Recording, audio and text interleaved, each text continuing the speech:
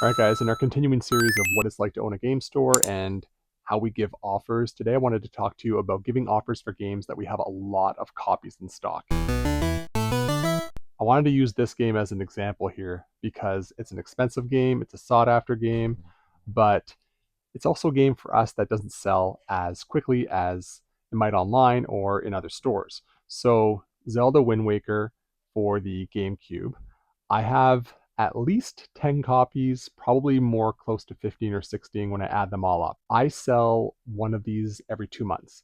And it's not the price. This is exactly where it should be priced at. I looked online and it actually sells for 102, $102. This price is basically $106 plus the HST, so you're looking at 120 is our price, taxes fully in. And I mentioned this game in particular because somebody recently messaged us like, hey, I've got a mint copy of Wind Waker. And by the way, a few people have been doing this specifically for this game lately. And he's like, what can you give us? And we basically said $50 cash or $60 store credit. And I know it seems low considering it's $100 game, but when you own like 15 copies of a game, it becomes really hard to be able to give higher dollar amounts. Now, let's say I only had one or two of these in stock, that offer would be up to like 70 or 80, 70 cash, 80 trade kind of thing, right? And we do that all the time. If you come in with a game and we don't have it in stock, or we have like one or maybe two, and it's a really good game that sells a lot, we're going to give you more money for it. When I have like 15 copies of a game, like I know I have, because I took a picture recently, I'm pretty sure I have 10 or 11 in my storage unit, but then I have other ones without the manual in my like overstock bins for my outdoor sales. And this game doesn't sell as well as like the HD version on the Wii U, and it doesn't sell super well on the GameCube.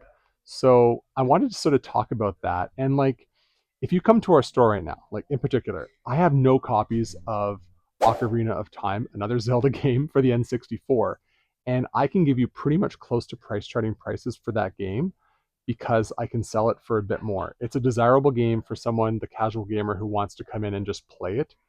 And I will give you a lot of money or store credit for that game in particular. But for this game, I can't. There's a lot of other games like, Mario Kart Wii. We have tons of copies of that game too. Really good game. We sell our copy for $50. And I can give you store credit every time. I can give you cash every time. But the more copies I get, I have to give a little bit less because then this money is basically just sitting there on a shelf somewhere and it's not being, reinvested into the store. I had a copy of Conker's Bad Fur Day that came in recently, and I gave our client Marco $100 store credit just for that cart, and it sold recently. It sold today, I think for 160, if I'm not mistaken. That was a quick turnaround, and that was a pretty good offer. I think I gave him close to 70% after taxes and all that for his game, and he was totally cool to take it, right? So like that's an example. Basically, we don't have a lot of something, we can give more, especially if it's a fast selling game.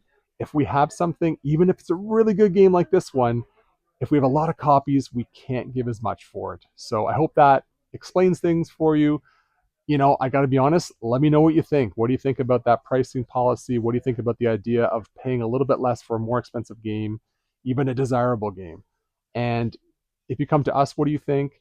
If you don't come to our store and you go to other stores, what's their trading policy for games? Are they honest with you? Do they tell you like, oh, I don't have any, but really they've got like a lot, or is it vice versa? So let us know what you think. Love reading the comments. Cheers.